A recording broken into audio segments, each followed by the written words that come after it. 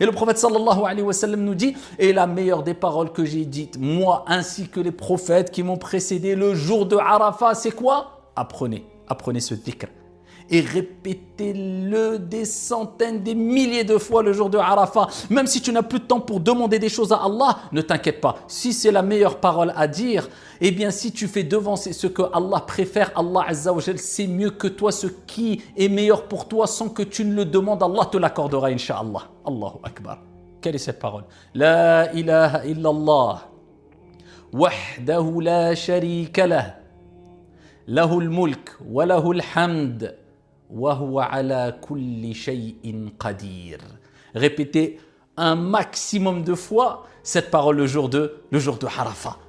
Cette journée-là, celui qui la jeûne, si tu ne fais pas partie des pèlerins, eh bien Allah te donne cet immense cadeau comme le prophète alayhi salatu wa salam a dit. J'espère d'Allah qu'il pardonne, qu'Allah pardonne à travers le jeûne de cette journée-là 2 ans de péché. 2 ans de péché. 1 année de péché passé et 1 année de péché à venir. Donc profitez pour jeûner cette journée, le jour de Arafat. Et comme on dit certains savants, et parmi eux Ibn al-Qayyim, ils font un parallèle aussi avec as-salat, comme le prophète alayhi salatu wa salam a dit, que tu seras récompensé selon ta concentration, selon ta bonne application de la prière. Certains auront 10% de leur prière, d'autres 50%, d'autres 60%, d'autres 80%, d'autres rien, d'autres une prière complète, selon ta concentration, selon ton investissement, selon la présence de ton cœur pendant la prière. Eh bien, il en va de même pour la journée de Arafat. C'est pour cela qu'il ne faut pas rater cette journée-là.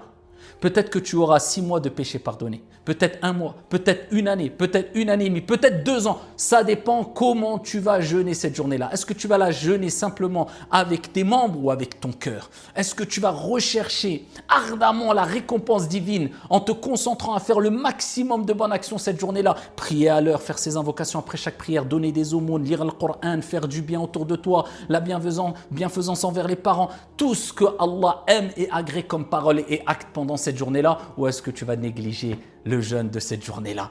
Donc profitez pour jeûner cette journée de Arafat. Et si vous avez des jours à rattraper du Ramadan, les savants divergent concernant cette question-là. Certains savants considèrent que tu dois mettre la priorité dans ton intention qui est je rattrape le jour de Arafat, la journée de jeûne obligatoire, et tu seras récompensé aussi puisque tu as jeûné le jour de Arafat, Inch'Allah ta'ala. D'autres disent non, c'est mieux de séparer les intentions et vous pouvez faire cela aussi, c'est-à-dire que vous mettez l'intention de jeûner, d'avoir la récompense du jeûne de Arafat et vous rattraperez vos journées de jeûne manquées.